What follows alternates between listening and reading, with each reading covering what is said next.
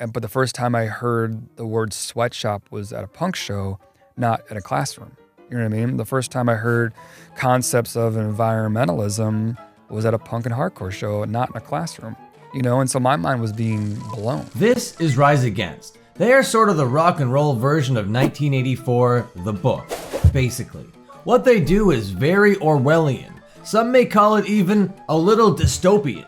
They've been bringing the punk rock values of vegetarianism and straight edge to the mainstream for almost 30 years now. Impressively. 90% of their discography was helmed by the Descendants and Black Flag drummer Bill Stevenson as their producer. Bill was the magic sauce and creative soulmate behind their hook-driven, melody-focused sound. Themes of anti-authoritarianism, rebellion, and community permeate every inch of their catalog, with some wiggle room for love, loss, and personal reflection. Their ability to connect with the DIY scene and to reach broader audiences is both impressive and inspiring. They went from being a group of nobodies to getting signed to Fat Mike's San Francisco record label, Fat Wreck, to being Warped Tour darlings, all the way to becoming golden boys of many major record labels like Geffen, Interscope, and Virgin. What's even more impressive is how they rose the ranks of those labels without any help of A&R or marketing. They did it all off the backs of hard work, talent, and a strong belief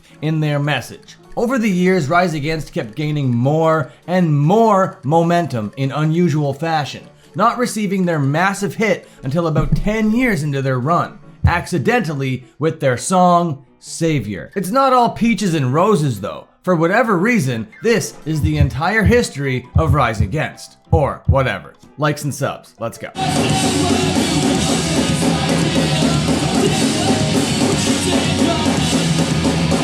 Our story begins in 1993 in the home of ketchupless hot dogs, Chicago, Illinois, where there lived a little punk rock outfit called 88 Fingers Louie. Named after the sketchy piano salesman from the animated television show The Flintstones, they only had their fingers on regional ivories. In 1999, Joe Principe and Dan Walensky would split from that project to start the band that would get them beyond the local Midwest punk scene, known as Transistor Revolt. They started jamming with this dude that has Luna Snow eyes, named Tim McElrath. I have two different colored eyes. I have one blue eye and I have one brown eye. When Tim started playing with those dudes, he was all like, "Whoa, dudes, you guys play real fast, bro. I can barely keep up, my dogs." Probably. It didn't take long for them to lock in and spank together a little self-titled EP. They would self-release that piece of business in the year 2000.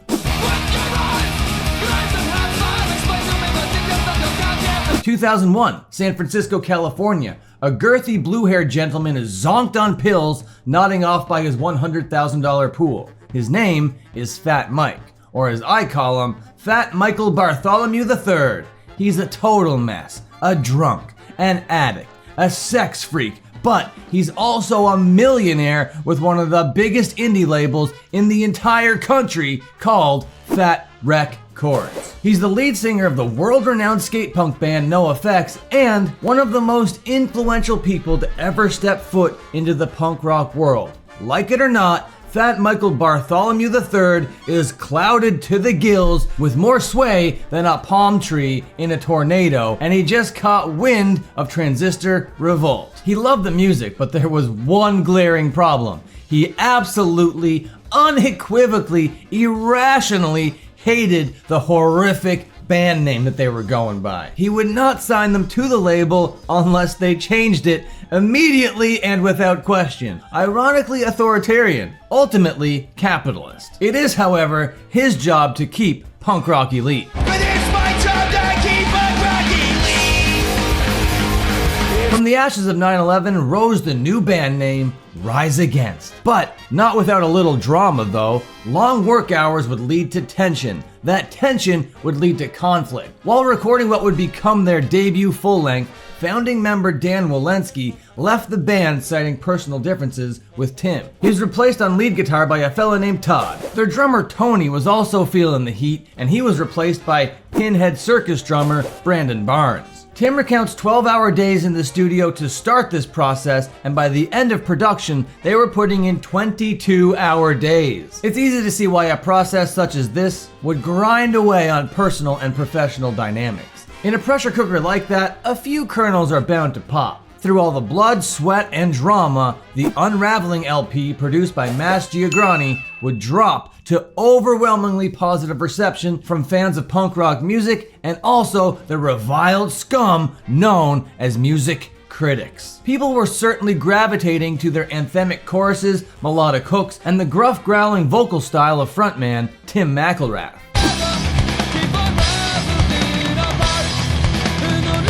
2003, Bill Stevenson and Jason Livermore entered the chat. In 1994, the remaining members of the Descendants had a band called All. They bought and converted a warehouse in Fort Collins, Colorado into a beautiful state-of-the-art recording studio. They christened it The Blasting Room. In an effort to set them apart from other Fat Records bands at the time, Rise Against chose to record their next record here with Bill and Jason. The stars aligned when Rise Against stepped foot into the Blasting Room. They didn't know it at the time, but they had just found their not-so-secret weapon in Bill Stevenson. Together, the boys crafted a darker, richer, and more emotionally heavy collection of songs. Along with the band's persistent nature, grueling tour schedule, and top-notch personnel, they also had the benefit of astute and commercially viable songwriting.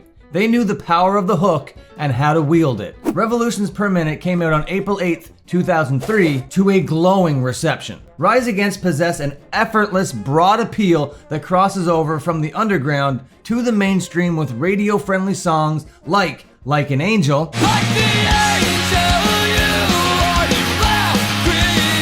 and faster, grittier punk rock numbers like Dead Ringer. 2004, major labels start sniffing around the punk scene for bands that they can exploit. Rise Against hit their radar, and the labels enjoyed the hooks and the already built-in audience. Rise Against was promptly signed by DreamWorks to Geffen and immediately forgotten about. But that was a good thing. Rise Against were just allowed to be Rise Against without any pushback from the suits at the label. The label saw them as their token punk band, but Tim has said many times that it was a real eye-opener when he saw that the brass at DreamWorks shared his political views and message. He may have been just saying that as a cope for signing with a major label, but I choose to take him at his word. With the big budget that they got from signing to a major, the band decided to work with a big, fancy producer, moving from the Blasting Room to Vancouver to work with Garth Richardson. Garth is cool and all, but Tim and the boys missed Bill and Jason and knew pretty quickly that they'd be returning to the Blasting Room as soon as possible. They may be a big label rock band on the surface, but under the hood,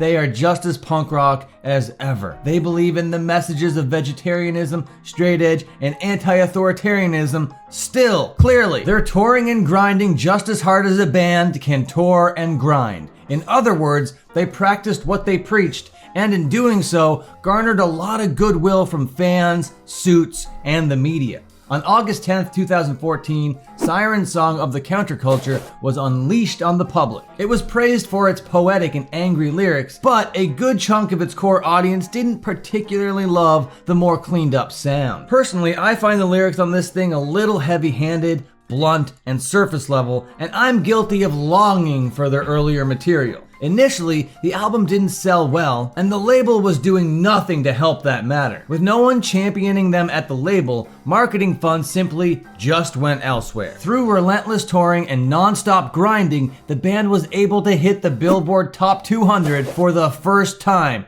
peaking at a respectable 136. It didn't hurt that those touring efforts including raging all over the Warped Tour and supporting Bad Religion. The band also used a couple music videos tied to creative online campaigns to boost their visibility. They weren't taking no for an answer, and squandering this major label opportunity was simply not an option. Tim has said he thought they'd be released from the label, but through all of his industrious know-how, not only did they not get released, they successfully boosted their profile in the rock world. So even though I prefer the early stuff, it's certainly arguable that this particular record is their most important for what it did for them and for what it did for punk rock as a whole. This place rings with echoes of lives once lived. 2006, back to the blasting room to record The Sufferer and The Witness, and it feels so good. In interviews, the band has stated that writing this one felt effortless, being back in the comforting embrace of Sir Bill Stevenson. The magic was flowing and the mojo was rising. Like butter, this thing came out and hit 10 on the illustrious Billboard Top 200. On the Warped Tour, there was no other slot for them other than headliner. It was all coming up Rise Against in 2006. This record won back the fans that claimed they sold out. Songs like Prayer for the Refugee are just as important and relevant today as they were back then. The tail end of the Bush administration fueled this pipe bomb. I'll tell you stories of a better time in a place that we once. Everything you know about Rise Against is finely tuned and sharpened to a lethal point. The songwriting, the messaging, the poetry, the musicality, and the production. All the elements firing on all cylinders. Tim says they didn't mature, they just finally nailed it. Or something like that. And I couldn't agree anymore. This is a powerful record that everyone should listen to at least once in their lives, especially during the political climate of 2025. To me, it scratches the same itch as the protest folk songwriters from the early 60s, aka they're Bob Dylan the punk band. And I don't say that lightly. I'd say this is the year Rise Against blew up proper, but in hindsight, 2006 is just the spark that would become the legitimate global explosion. 2007, the guitar player Chris leaves the band citing the rigorous tour schedule. Zach Blair from the bands Gwar and Only Crime replaces him. Zach fits the band like a glove, and as a bonus, he knows Bill Stevenson very well from being in the same band, Only Crime, together. 2008 is the year Rise Against blew the fuck up, and it almost didn't happen. The band went back to the blasting room to whip up a little record called Appeal to Reason, which would come out on Interscope. They wrote a bunch of songs, obviously, one of which was called Savior. But no one in the band loved it. It was okay. They buried it on the album at track number 11. They didn't even bother learning the thing when they went out to tour to support the record. They toured the world twice. They released singles twice, none of which were Savior. While they were chilling at home after the album cycle to earn a couple passive bucks with the remainder of their budget, they put together a single for the song Savior. This thing was the thing that did it. Platinum and Gold Records started printing like newspapers. Extra, read all about it. Rise Against are the biggest rock band in the world off the back of the song they didn't even know how to play. The radio loved Savior. It's official that Rise Against have reached a whole new stratosphere. No time like a present to drink these draining seconds. 2009, 88 Fingers Louie reunite. That's cool. Moving on. Somehow in 2011, the band kept growing. How? This is not usually how it goes. Endgame comes out on March 5th of that year. It's more polished and more radio focused than ever before. If you're all about the rough and rugged sound of the early 2000s, it's long gone by now, and maybe this album isn't for you. It's not for me, I'll tell you that much for free. They're still singing about the political topics du jour, like we're getting songs about Hurricane Katrina or whatever. They did a split with Face to Face. Good. They did a tour with Foo Fighters. Bad. This album reached number 2 on Billboard. How? Literally, how? Rise Against, by all accounts, should be done and dusted by 2011, not getting bigger, but here we are. The album and its packaging seems like a forced brand, which to me feels really off-putting and kind of weird. Oh well, bye-bye Rise Against. 2012, we're back. We're so fucking back. Chimes of motherfucking freedom, you sick, sad, sorry sons of bitches. We're so fucking back that my knees blew out. I don't even know what that means. I'm just so hyped. Okay, alright, okay. What am I talking about over here? What makes 2012 so fucking hype? One song and one song alone, a cover song even. Rise Against cover the Ballad of Hollis Brown for the 2012 Bob Dylan tribute album, Chimes of Freedom. If you're a Dylan head like myself, this compilation is a must listen. 2 discs, all bangers, among which is the aforementioned Ballad of Hollis Brown performed by Rise Against. The accompanying music video hit the message home like a kryptonite bullet through Superman. Sonically speaking, this song doesn't venture into the gritty, growly, early sound, but my god, does it ever suit the aura and vibe of what Rise Against is all about. Bravo! The grass is turning black and there's no water in your well. 2013, they play South America with Bring Me the Horizon. Ew, gross, why, yuck. Well, back to hating them, I guess. LOL. In 2014 comes by far my least favorite of their albums. The Black Market comes out on Interscope. How can the Blasting Room do this to me? It still goes to number 3 on Billboard. We're firmly planted in mid-tempo radio dad rock territory. The band is just as hardworking as ever. They've been relentlessly touring for 14 years straight, and as a product of that, they are now a world-famous, big festival, massive rock and roll band. They operate on a level that I can't even fully comprehend. Like, I've been shouting how for about 10 minutes now after all. Tim wants everyone to listen to his band, now saying things like, I want to reach the guy that doesn't really care about guitar tones. Which to me, I see as a bad omen. But to their credit, they're still finding ways to live up to the moniker of a band that goes by the name of Rise Against. You can't really ignore that no matter how many jocks you want listening to your band. As snarky as I sound right now, I do admit that the cause is noble. To reach people outside the echo chamber and to open their eyes is a perfectly valid mission. It just means more boring, stale music has to be made in order to do it. Floating down the clouds, giving up the fight. In 2017, Wolves came out on Virgin and goes to number 9 on Billboard. It's a step up from their last album, but not by much. As they were trying to figure out what direction the record was going to go in, Donald Trump was voted in as American president. LOL. It became obvious what the band had to do. They got pretty fired up, not gonna lie. They knew out of all the bands out there, they were the band that had to engage. The record sounds a touch more punk than their previous 3 albums, but only slightly. I understand how true blue staunch DIYers don't rock with it, but I like how this message is kind of being shared on the world stage. Like I said earlier, it's noble and whack. How? It's a flame you can't contain.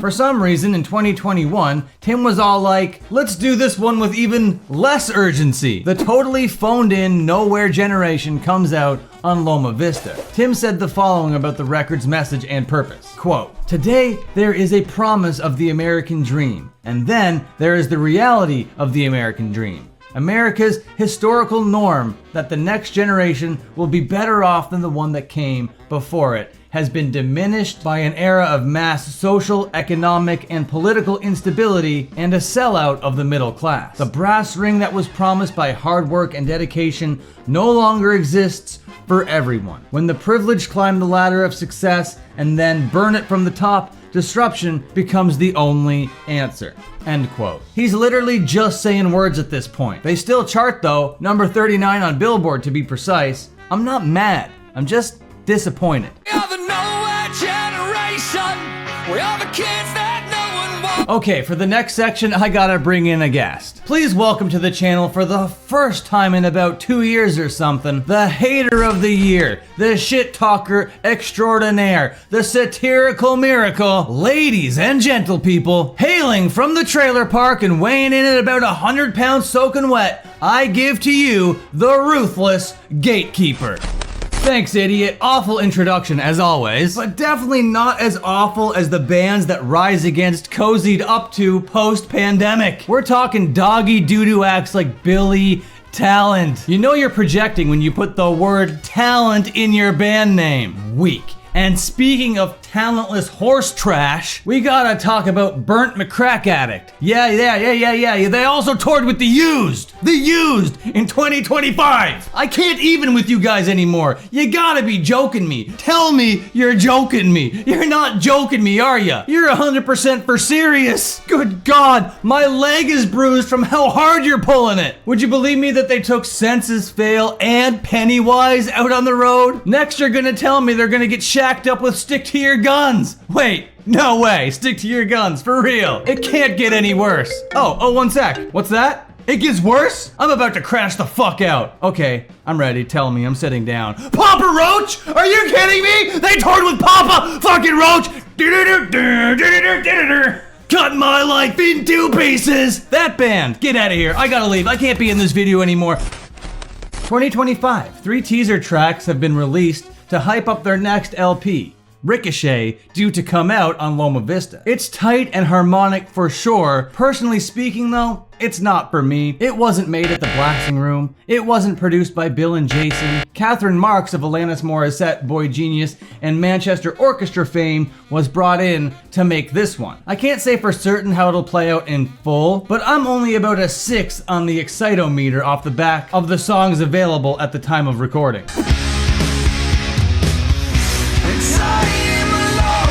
So that brings us back to the main question. Are Rise Against the mainstream token punk rock band? Well, before I answer that, I will quickly power rank the albums according to my own personal preference. Use this as a listening guide. 9, Black Market. 8, Endgame. 7, Appeal to Reason. 6, Nowhere Generation. 5, Wolves. 4, Siren Song of the Counterculture. 3, The Unraveling. 2, The Sufferer and the Witness. And number 1, Revolutions Per Minute. So are Rise Against just the mainstream token punk rock band? Yes, sure, of course they are. Obviously, objectively, but that's a good thing. Rise Against are a good, honest, and fair representation of the punk and hardcore world in the broader music community. I may have grown away from them over the last decade or so, but the DNA of Minor Threat and the Ramones still flows through their veins to this day. Rise Against have continuously found ways to grow their sound and to reach more people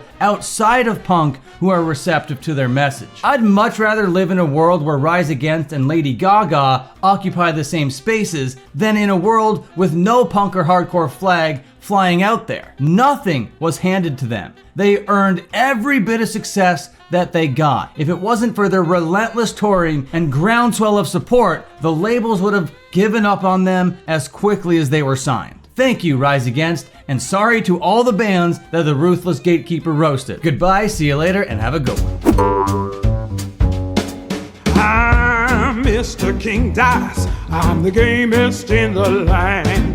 I never play nice. I'm the devil's right-hand man.